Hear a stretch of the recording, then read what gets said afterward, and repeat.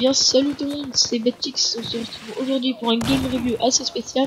Vu qu'aujourd'hui je ferai un genre de comparatif de l'évolution entre Battlefield 4 et Battlefield Hardline. Et dans un prochain épisode je ferai un comparatif entre Far Cry 3 et Far Cry 4.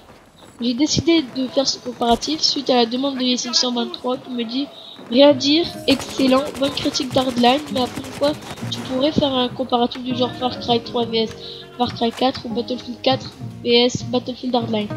Bah écoute Yassine, j'apprécie vraiment ton message et donc c'est parti pour le comparatif. On va donc commencer par les graphismes.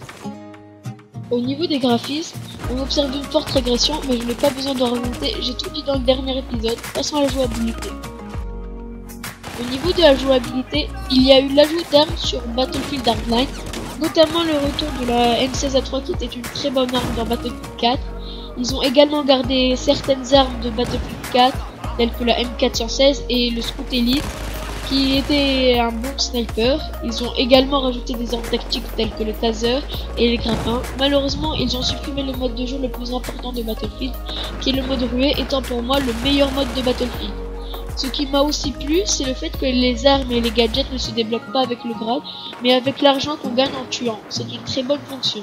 Cependant, sur Battlefield Hardline, il y a de multiples bugs qui sont agaçants. Je sais qu'il y en a bien sûr des bugs sur Battlefield 4, mais il y en avait rarement. Au niveau de l'histoire, celle de Battlefield Hardline est meilleure que celle de Battlefield 4, car cette campagne contenait plus d'action alors que celle de Battlefield 4 était tellement floue qu'on ne comprenait rien à rien.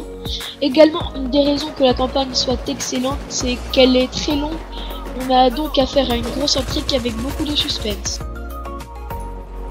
Pour conclure, la franchise Battlefield a subi une grosse régression au niveau des graphismes et au niveau du contexte, vu que comme je vous l'ai dit, a fait un gros hors contexte. Malgré cela, le mode histoire reste toujours excellent, mais mon avis est que le meilleur Battlefield reste le 3, car il y a plus de possibilités tactiques et que les bugs n'étaient pas présents. Sur ce, c'est la fin de cette vidéo, n'hésitez pas à commenter, à vous abonner, lâchez un j'aime, ça fait toujours plaisir, et rejoignez ma page Facebook, c'était Betix.